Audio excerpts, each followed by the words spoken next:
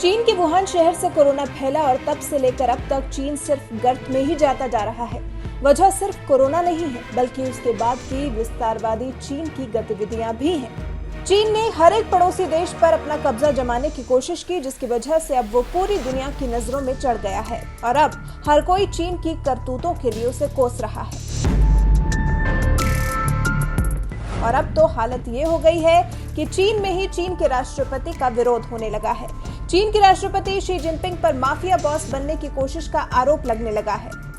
चीन की प्रसिद्ध सेंट्रल पार्टी स्कूल की पूर्व प्रोफेसर और चीनी कम्युनिस्ट पार्टी के नेता काइशिया के मुताबिक शी जिनपिंग माफिया बॉस बनने की कोशिश कर रहे हैं। काइशिया का जब ये ऑडियो वायरल हुआ तो उन्हें ऑडियो के बिना पर पार्टी से बाहर का रास्ता दिखा दिया गया। पिछले 1 साल से अमेरिका में रह रही काइशिया ने कहा कि शी जिनपिंग की शक्तियां असीमित हैं, देश में कोई भी उनका विरोध नहीं कर सकता।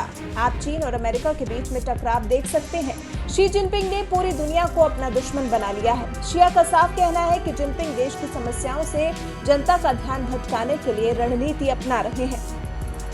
उसके बाद शिया इतने पर ही नहीं रुकी, उन्होंने कोरोना संक्रमण के लिए सीधे चीन को जिम्मेदार ठहराया। कहा कि वुहान की महामारी पूरी दुनिया में फैल गई है, सभी को नुकसान पहुंचाया है। मौत के आंकड़ों को लेकर भी चीन ने जानकारियां छिपाई हैं। शिया का दावा है कि 7 जनवरी को ही चीनी सरकार को कोरोना संक्रमण की जानकारी मिल गई थी, लेकिन इसे 20 जनवरी तक किसी को बताया नहीं गया। शिया के चीन के प्रति आक्रामक रवैये के लिए सवाल किया गया तो उन्होंने कहा कि पार्टी से मुझे निकाल दिया गया है और मैं देश से भी बाहर हूँ, इसलिए अब चीनी शासन के खिलाफ बोलने के लिए स्वतंत्र हूँ।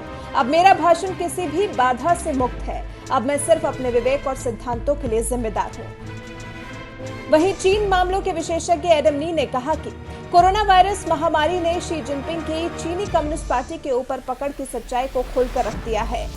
चीन के आक्रामक व्यवहार का विश्लेषण करते हुए एडम नी ने कहा कि चीन को कुछ लोग दुर्भाग्यपूर्ण तरीके से अखंड देश के रूप में प्रचारित कर रहे हैं। एडम का दावा है कि चीन की सत्ताधारी पार्टी दुर्भावना से पूरी तरह ग्रस्त है और इसके नेता विश्व में दबदबा कायम करने का सपना देख रहे हैं, जबकि वास्तविकता ये है कि चीन टुकड़ों में बटा हुआ है।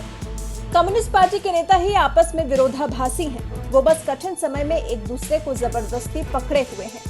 जिनपिंग सरकार के ज्यादातर नेता भ्रष्टाचार में लिप्त हैं, इसलिए वो राष्ट्रपति सहित किसी भी नेता के खिलाफ आवाज नहीं उठा सकते।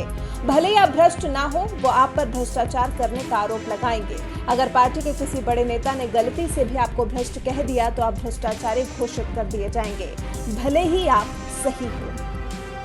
तो उठने लगी है अब चीन में भी विरोध की आवाज। पड़ोसियों के अलावा अन्य देशों सहित अब चीन के अंदर ही विरोधाभास शुरू हो गया है। ये चीन के लिए किसी खतरे की घंटी से कम नहीं है। चीन के राष्ट्रपति शी जिनपिंग को अब सतर्क हो जाने की जरूरत है, अपने मंसूबों पर लगाम लगाने की जरूरत है। नहीं तो अगर अपनी ही प्रजा नाराज हो गई तो जिनपिंग के लिए मुश्किलों का दौर शुरू हो सकता है।